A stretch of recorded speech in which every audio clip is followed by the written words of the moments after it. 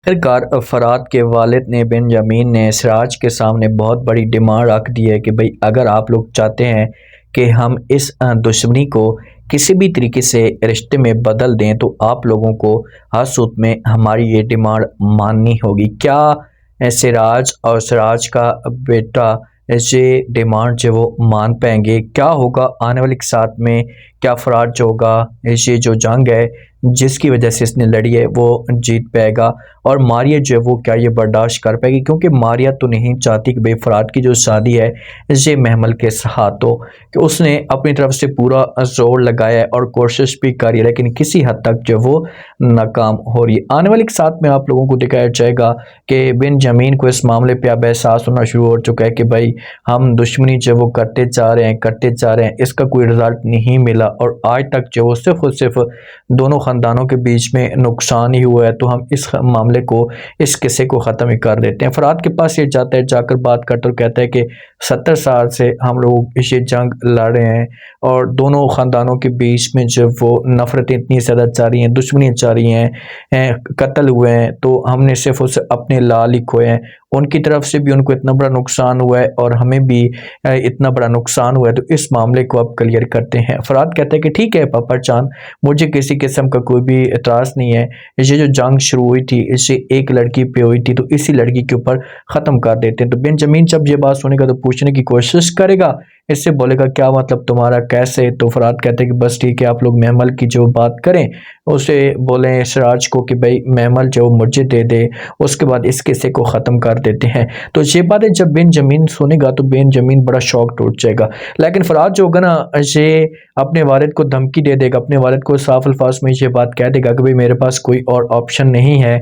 अगर सिराज और सिराज का बेटा ये बात मानते हैं तो फिर तो ठीक है, वरना जो है मैं कभी भी पीछे नहीं हटूंगा और मैं हमेशा के लिए सिराज के बेटे को नुकसान पहुंचाने की कोशिश करूंगा। तो यही जो बात होता है, बेंजामिन तो बात मान लेता है, लेकिन जब यही बात मारिया को पता चलती है तो मारिया जो होती है बहुत ज़्यादा गुस्से में आ जाती है। मारिया जो होती है फराद का माइंड चेंज करने की कोशिश भी करती है, बार बार ऐसे धमकी भी देती है कि भाई आप जो कुछ भी करें इससे गलत करें, लड़की के मामले पे इस कहानी को ख़त्म मत करें, आप मर्द हैं तो अपनी मर्दानगी दिखाएं। पुलिस वाले के साथ बेंजामिन बात करता है, उसे सब कुछ बता देता है, तो पुलिस वाला जो होता है ये बात मानता और कहते हैं अच्छा चलो ठीक है, मैं जो वो सिराज के साथ बात करूंगा, अमीर साहब के साथ बात करूंगा, आगे से उनका जो रिस्पॉन्स आएगा तो फिर मैं आपको कहानी सारी की सारी बता दूंगा। इसे पुलिस वाला पहुंच जाता है मीर मकाम के पास और जाकर उसके साथ ये सारी बातें शेयर कर देता है कि भाई बेंजामिन की तरफ से ये पैगाम मिला है कि भाई अगर आप लोग जो वो महमल की शादी करवा देते हैं फराद के साथ, अपनी इज्जत दे देते हैं, तो फिर तो ये खून माफ़ हो सकता है, वरना ये जंग जारी रहेगी। तो ये जो अमीर मकान होगा ये बात मानेगा, ये बोलेगा पुलिस वाले को अच्छा चलो ठीक है, मैं सिराज के साथ बात करता हूँ। सिराज के साथ जब बात की जाएगी तो सिराज होगा इनको बोलेगा कि मैं भाई अपने बेटे से पहले पूछूंगा, मेरा बेटा जो होगा से मुझे इजाज़त देगा दो, फिर तो कहानी आगे की चलेगी, वरना जब वो मैं ऐसे कोई भी बात नहीं कर सकता। क्योंकि अब सिराज को भी इस बात की टेंशन है, सिराज भी चाहता है कि बस ऐसे जो दुश्मनी है इसे ख़त्म हो, क्योंकि अब उनके पास भी एक बेटा रह चुका है, मेरे पास भी एक बेटा है, तो मामला जो ये ख़त्म हो जाए तो बेहतर होगा। जैसे बेंजामिन आता है जुलेखा के पास, आकर इस टॉपिक पे बात भी करता है, कहता है कि देखें कि हमने बहुत दुश्मनियाँ कर ली हैं लेकिन इनका नतीजा हमें कोई भी नहीं मिला, तो हम जब वो ख़त्म करते हैं इस किस्से को, तो आगे से जुलेखा के भी यही अल्फाज होते हैं कि भाई ठीक है, ये मामला जो वो क्लियर हो सकता है अगर वो लोग अपनी बेटी